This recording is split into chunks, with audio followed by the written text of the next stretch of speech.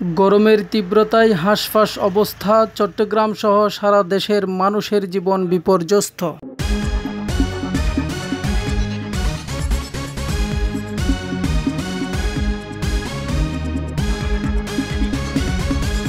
আসসালামু আলাইকুম, আপনারা দেখছেন STV বাংলা, সঙ্গে থাকুন। গ্রীষ্মের কাঠফাটা রোদে তাপমাত্রার পারদ ঊর্ধ্বমুখী। প্রকৃতিতে এখন তীব্র তাপদাহ। ছাতিফাটা রোদে মানুষের প্রাণ উষ্ঠাগত প্রায়। ভয়াবহ গরমে ঘরের বিছানা, বালিশ, আসবাবপত্র সব গরম হয়ে যাচ্ছে। ঘরের যত ফ্যান আছে, সিলিং ফ্যান, টেবিল ফ্যান সহ সব ফ্যান চালিয়েও ঠান্ডা হচ্ছে না মানুষ। বাড়ির সবার শরীর জ্বালাপোড়া থেকে শুরু করে পানি শূন্যতাজনিত বিভিন্ন শারীরিক সমস্যার মুখে পড়ছে। এর ফলে সবচেয়ে বেশি বিপাকে পড়ছে শ্রমজীবী মানুষ। তাদের আয় রোজগার প্রায় বন্ধ হয়ে যাচ্ছে। গরমের এমন তীব্রতায় মানুষ কিভাবে জীবনযাপন করবে, তীব্র গরম থেকে কিভাবে রক্ষা পাওয়া যাবে, এ বিষয়ে দেশবাসীর উদ্দেশ্যে গুরুত্বপূর্ণ পরামর্শ দিয়েছেন বাঁশখালী উপজেলা স্বাস্থ্য কমপ্লেক্সের medical officer doctor Mohammad Muminul Haque. আসসালামু আলাইকুম। বর্তমানে বলতে গেলে গরমটা পুরোপুরি সহ্যের বাইরে। দেশের বিভিন্ন স্থানে আমরা হিট স্ট্রোকে বেশ কিছু ব্যক্তির মারা যাওয়ার আমরা সংবাদ শুনতে পেয়েছি।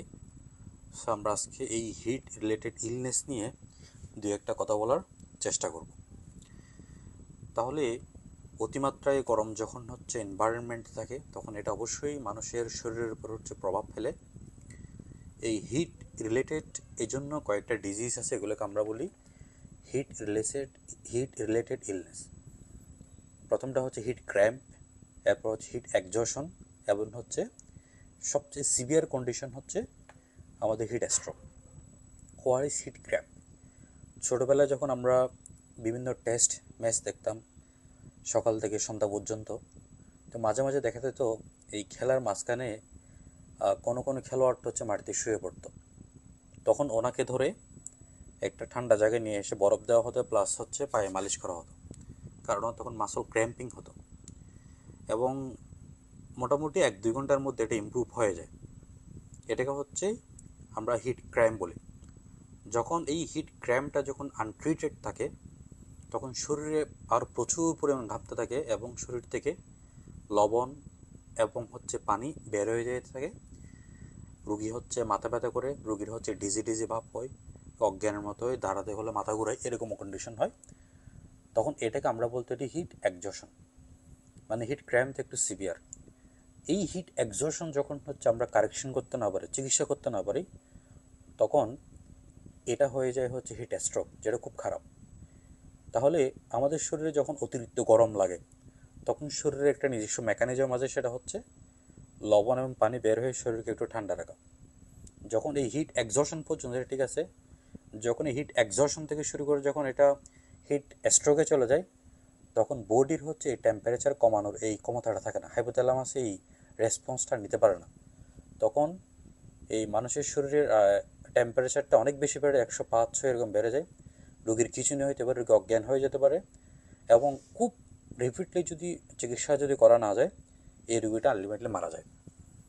তাহলে আমরা তাহলে হিট রিলেটেড ইলনেস এবং সবচেয়ে ভয়ঙ্কর যেটা হিট স্ট্রোক, এটা আমরা কীভাবে মোকাবেলা করতে পারি, সেটা হচ্ছে এখন অনেক বেশি গরম পড়তেছে, আমরা অপ্রয়োজনীয় যাতে ঘরের বাইরে না যায়। আমি আজকেও অনেকজনকে বলেছি আপনারা অপ্রয়োজনীয় এখানে আসার দরকার নেই। আপনার এই কন্ডিশনটা ইমার্জেন্সি কিছু না, বাসার ভিতরে থাকবেন। বাসা থেকে যখন বের হবেন, তখন হচ্ছে মাথার মধ্যে একটা ক্যাপ, তার ছাতা নিয়ে বের হওয়ার চেষ্টা করবেন। সাথে ওরসালের একটা বোতল রাখবেন, একটা পানির বোতল রাখবেন, এবং প্রচুর পরিমাণে হচ্ছে বিশুদ্ধ পানি খাওয়ার চেষ্টা করবেন। ঢিলেঢালা জামা কাপড় পরার চেষ্টা করতে হবে, বিশেষ করে হচ্ছে সাদা কাপড়টা হচ্ছে বেস্ট, কারণ হচ্ছে এটাতে একটা তো লাইট রিফ্লেক্টিং ক্যাপাসিটি আছে। আমরা বিশেষ করে হচ্ছে এই কন্ডিশনগুলোতে সবচেয়ে ঝুঁকিপূর্ণ অবস্থা থেকে দিনের বেলা যারা ভারী কাজ করেন, যেমন আমরা এখন যদি কয়েকটা কন্ডিশন চিন্তা করি, তাহলে যারা দিনে রিক্সা চালায়, প্লাস হচ্ছে লবণের মাঠে কাজ করে, বিভিন্ন কলা জায়গায় কাজ করে অনেকক্ষণ ধরে, সো ওনাদের ক্ষেত্রে এই জিনিসটা হওয়ার সম্ভাবনা যথেষ্ট বেশি। সো একটানা কাজ না করে কিছুক্ষণ রেস্ট নিয়ে এবং হচ্ছে পানি এবং হচ্ছে স্যালাইন এগুলো আমরা সাথে রাখতে পারি। এই পাশাপাশি হচ্ছে প্রস্রাবের রঙের দিকে নজর দিই। এখন আমরা অনেক বেশি পানি খাওয়ার পর প্রস্রাব কম হচ্ছে, কারণ হচ্ছে আমরা ঘামের মধ্য দিয়ে কিন্তু এই পানিটা শরীর থেকে বের হয়ে যাচ্ছে। ঘরের পরিবেশটা যাতে এই অতিরিক্ত গরমে যাতে ভ্যাপসা অবস্থায় সৃষ্টি না হয় সেটা দেখতে হবে। যে কন্ডিশনটা আছে হিট ক্র্যাম্প, সেই হিট ক্র্যাম্পটা যখন হিট এক্সজশনে চলে যাবে, অবশ্যই নিকটস্থ যে হসপিটাল, সেই হসপিটাল আমাদেরকে নিয়ে যেতে হবে। নিয়ে যাওয়ার সময় রুগীকে একটু যে কাপড় চোপড় যেগুলো আছে সেগুলো একটু সরাই দিতে হবে।